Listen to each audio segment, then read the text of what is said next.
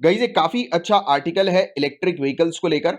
2021 में सरकार ने क्या-क्या कदम उठाए, सरकार की क्या-क्या नीतियां रही हैं, पॉलिसीज रही हैं, इलेक्ट्रिक व्हीकल्स को बूस्ट करने में जिन पॉलिसीज ने मदद करी है, तो इसके बारे में हम लोग डिस्कस करेंगे।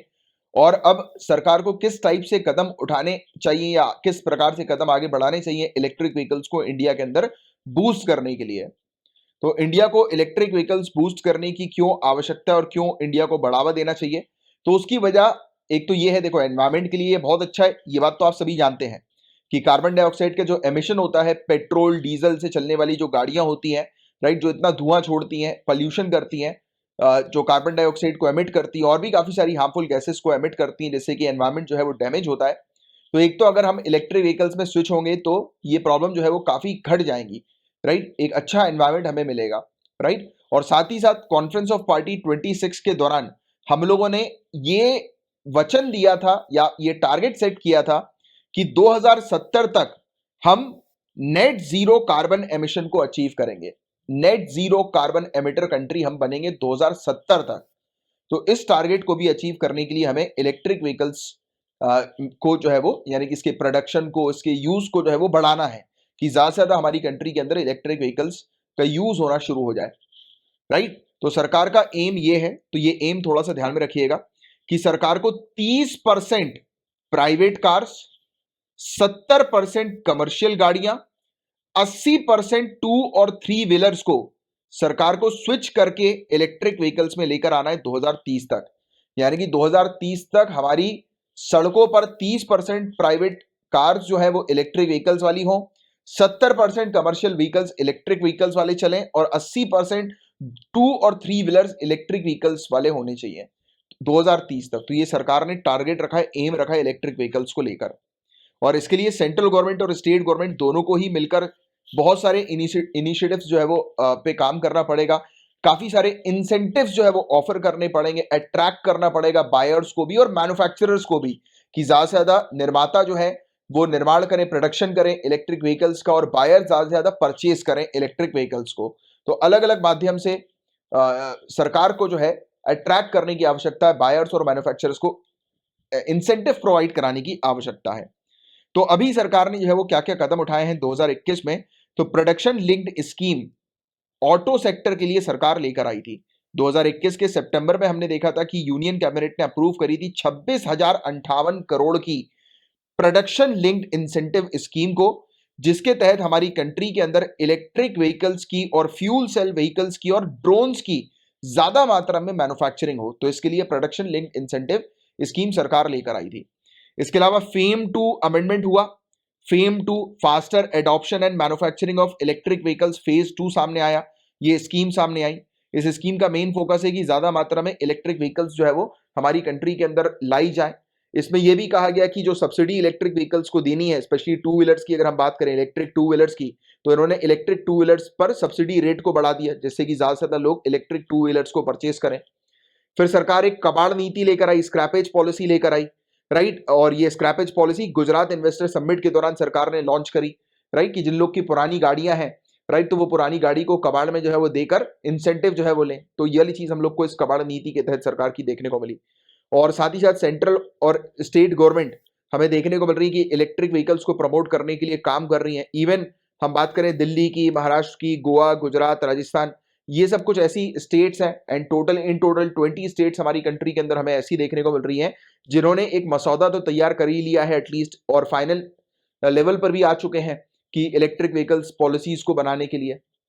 तो यानी कि इलेक्ट्रिक व्हीकल्स पॉलिसीज बनाने के लिए सभी स्टेट्स जो है वो मिलकर काफी तेजी से जो है वो काम कर रही हैं। बट इलेक्ट्रिक व्हीकल्स के लिए कुछ चुनौतियां हैं हमारे देश में, जिसको आपको थोड़ा सा ध्यान में रखना है। हालांकि हमारा जो पेनिट्रेशन रेट है, यानी कि हमारी सड़कों पर इलेक्ट्रिक व्हीकल्स की जो मात्रा है, पूरे दुनिया भर में बहुत कम है, बहुत ज्यादा कम। और साथ ही साथ इसको बनाने का कॉस्ट जो है वो काफी ज्यादा है, कैपिटल कॉस्ट काफी हाई है। और इंडियन इलेक्ट्रिक व्हीकल इंडस्ट्री जो है वो पीछे इसलिए भी है क्योंकि रुपी डेप्रिसिएशन हम लोग को देखने को मिला है पिछले कुछ महीनों में, और कोविड-19 के कारण भी इश्यूज जो है वो हम लोग को देखने को मिले ही हैं, राइट। और ये भी बताया जा रहा है कि लोकल प्रोडक्शन जो हमारा है वो मात्र 35% ही टोटल इनपुट प्रोडक्शन में से हम लोग को देखने को मिलता है, मात्र 35%। और हमारी स्कीम को भी हम लोग को इसी कारणवश जो है वो आगे बढ़ाना पड़ा, एक्सटेंड करना पड़ा। फेम स्कीम को जो है वो आगे बढ़ाया गया, एक्सटेंड किया गया। फिर साथ ही साथ हमारे पास एक प्रॉपर इंफ्रास्ट्रक्चर नहीं है, राइट, जैसे कि इलेक्ट्रिक व्हीकल्स मैन्युफैक्चरिंग को बढ़ावा दिया जा सके। तो इन सब चीजों में काम कर रहा हूं। और देखो एक चीज मैं आपको सिंपल सी बताता हूं, जब भी आपको कमियां दिखे ना, क्या होता है कि आपको एक बहुत इजी चीज, लाइफ की भी एक इजी चीज मैं आपको समझा रहा हूं। लाइफ में जो प्रॉब्लम है ना वही उसका सोल्यूशन होता है, या फिर कभी भी आप देखेंगे कोई भी किसी भी चीज का जो प्रॉब्लम है वही उसका सोल्यूशन है। जैसे इलेक्ट्रिक व्हीकल्स में ये प्रॉब्लम है कि हमारे यहाँ इंफ्रास्ट्रक्चर पर्याप्त नहीं है, तो आप पर्याप्त इंफ्रास्ट्रक्चर बनाओ। लोग बोलते हैं कि मेरे पास पैसे नहीं है, तो पैसे कमाओ। मतलब बात वही चीज है, अब वो कैसे कमाओ, this is the thing. But जो प्रॉब्लम है वही उसका सोल्यूशन है, ये चीज याद रखना। ये मेंस के लिए बहुत सिंपल सी चीज होती है। जैसे आज की डेट में क्या क्या प्रॉब्लम चल रही है इंडिया के अंदर इलेक्ट्रिक व्हीकल्स को बूस्ट करने में, हमारे यहाँ चार्जिंग स्टेशन नहीं है, तो भैया चार्जिंग स्टेशन बनवाओ। हमारे यहाँ बैटरीज की प्रॉब्लम है, हम लोग बैटरी मैन्युफैक्चर नहीं करते, बैटरी का प्रोडक्शन नहीं करते, तो बैटरी का प्रोडक्शन करो। और बैटरी के प्रोडक्शन के लिए लिथियम की आवश्यकता है, तो उन कंट्री के साथ जो है वो कॉन्ट्रैक्ट करो जिन कंट्रीज के पास लिथियम रिजर्व है, जैसे बोलीविया हो गई, राइट, ऑस्ट्रेलिया हो गई, है ना। तो जो प्रॉब्लम है वही उसका सोल्यूशन है, तो ये चीज याद रखिए। तो ये सब चीजें हम लोग को करनी है। इंडिया के पास जो है वो लिथियम का रिजर्व नहीं है, कोबाल्ट का रिजर्व नहीं है, तो हम उसका रिजर्व के लिए जो है वो करें, दूसरी कंट्रीज के साथ जो है वो कॉन्ट्रैक्ट करें, दूसरी कंट्रीज के साथ एग्रीमेंट करें। जैसे कि तेल को लेकर हम एग्रीमेंट करते हैं, तेल के कुएं को लेकर, तो वैसे ही हम बैटरीज को लेकर करें एग्रीमेंट, इस लिथियम रिजर्व के लिए, कोबाल्ट के लिए, है ना। हम लोग आज की डेट में जो इंपोर्ट पर डिपेंडेंट है जापान से और चाइना के इंपोर्ट के ऊपर, अगर हमें लिथियम आयन बैटरी चाहिए तो हम जापान और चाइना का मुंह देखते हैं। तो हम आत्मनिर्भर बने, हमारी आत्मनिर्भर पॉलिसी को इंप्लीमेंट करें, हम ही प्रोडक्शन जो है वो करें इंडिया के अंदर। प्रोडक्शन करेंगे तो एक तो आत्मनिर्भर भी बनेंगे, सेल्फ रिलायंट भी बनेंगे, एम्प्लॉयमेंट जनरेट होगी और प्रोडक्ट की कॉस्ट रिड्यूस होगी, क्योंकि इंपोर्ट करते हैं तो प्रोडक्ट की कॉस्ट बढ़ती है, और खुद ही बनाएंगे तो प्रोडक्ट की कॉस्ट भी रिड्यूस होगी, कंट्री में एम्प्लॉयमेंट भी जनरेट होगी, कंट्री की जीडीपी हाई होगी, है ना। तो काफी फायदे हैं। तो आज की डेट में करना क्या चाहिए, तो करना ये चाहिए, तो हमें तो पूरा का पूरा इकोसिस्टम बनाना है। इकोसिस्टम का बनाने का मतलब कि गाड़ियां भी हमारे यहाँ बने, बैटरी भी हमारे यहाँ बने, हर चीज हमारे यहाँ अवेलेबल हो, चार्जिंग स्टेशन भी हम तैयार करें और उसको सेटअप करें, राइट। और आज की रेट में रेदर देन गाड़ियों के ऊपर सब्सिडी देने की जगह हम बैटरी के ऊपर हमें सब्सिडी देनी है, क्योंकि हमें यह समझना बहुत जरूरी है कि इलेक्ट्रिक व्हीकल्स के अंदर सबसे ज्यादा जो महंगी चीज होती है वो उसकी बैटरी होती है। अगर इलेक्ट्रिक व्हीकल आपको 1 लाख रुपए की मिल रही है तो 50,000 रुपए की उसकी बैटरी की कीमत है, राइट। तो ये मतलब 50% इलेक्ट्रिक व्हीकल की जो कीमत होती है वो बैटरी की होती है, एग्जैक्टली। तो हमें बैटरी की कॉस्ट पर जो है वो सब्सिडी देनी चाहिए, प्रमोट करना चाहिए, रेदर देन पूरी इलेक्ट्रिक व्हीकल्स पर सब्सिडी देने की जगह हमें फोकस करना चाहिए कि हम इलेक्ट्रिक टू व्हीलर्स पर जो है वो इंसेंटिव प्रोवाइड कराएं, यानी कि ज्यादा से ज्यादा लोगों को बोलें, अट्रैक्ट करें कि आप इलेक्ट्रिक टू व्हीलर्स परचेज करें। क्यों, ऐसा क्यों?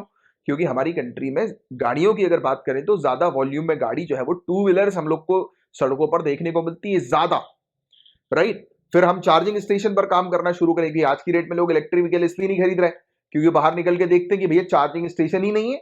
कल को हमारी गाड़ी में अगर एकदम से बैटरी खत्म हो गई तो कहाँ चार्ज कराएंगे? आज की डेट में जैसे पेट्रोल खत्म होता है सटाक से हम लगा लेते हैं गाड़ी पेट्रोल पंप पे। अब भैया अगर चार्जिंग को जरूरत पड़ी गाड़ी की तो कहाँ जाएंगे? धक्का थोड़ा ना लगाते फिरेंगे किलोमीटर किलोमीटर तक। तो अगर आप चार्जिंग स्टेशन जगह जगह पर बना दोगे तो लोगों के बीच में कॉन्फिडेंस आ जाएगा। चलो ठीक है, आप अगर सिटी के अंदर अगर आप जैसे पेट्रोल पंप जहां जहां पर है वहां पर लगा तो चार्जिंग स्टेशन, क्या दिक्कत है? लोगों में कॉन्फिडेंस आ जाएगा कि मैं अगर अपने ऑफिस जाऊंगा या जाऊंगी तो बीच में अगर मुझे 3-4 चार्जिंग स्टेशन भी मिल जाए तो मेरा काम हो जाना है ना। तो जहां जहां पर पेट्रोल पंप है वहां पे चार्जिंग स्टेशन लगा दो, राइट। जैसे टेक पार्क्स हैं, पब्लिक बस डिपो हैं, मल्टीप्लेक्सेस हैं, यहां पर चार्जिंग पॉइंट्स जो है वो इंस्टॉल करो। और हालांकि बैंगलोर के अंदर कुछ मॉल्स हम लोग को ऐसे देखने को मिलते हैं उन्होंने अपने पार्किंग लॉट में चार्जिंग स्टेशन भी लगा दिया है, चार्जिंग पॉइंट्स लगा दिए हैं। और कॉर्पोरेट सोशल रिस्पॉन्सिबिलिटी के तहत कंपनी को जो है वो सोसाइटी के लिए कुछ करना होता है, इन्वेस्टमेंट करने होते हैं, तो कंपनी चार्जिंग स्टेशन लगाए, यानी कि कंपनी अपना कॉर्पोरेट सोशल रिस्पॉन्सिबिलिटी के तहत चार्जिंग स्टेशन में जो है वो अपना सीएसआर जो है वो शो करे, राइट। तो ये चीज हमें देखने को मिलती है। हमें लिथियम फील्ड जो है वो लेने की आवश्यकता है बोलीविया से, ऑस्ट्रेलिया से, चिले से, राइट। जैसे कि हम अगर ऑयल फील्ड को परचेज करते हैं दूसरी कंट्री के, कॉन्ट्रैक्ट करते हैं दूसरी कंट्री के साथ, तो ऐसे ही हमें इलेक्ट्रिक व्हीकल्स का जो रॉ मटेरियल है यानी कि बैटरी, तो उसके लिए हम लोग को इन्वेस्टमेंट करने की आवश्यकता है, कॉन्ट्रैक्ट करने की आवश्यकता है अलग अलग कंट्री के साथ, है ना। बोलीविया से तो हमने किया भी है लिथियम को लेकर। तो ये कुछ पॉइंट्स हैं जिसके बारे में आप लोग को थोड़ा सा आइडिया, थोड़ी सी जानकारी होनी चाहिए। तो ये था पूरा ओवरऑल टॉपिक गाइस।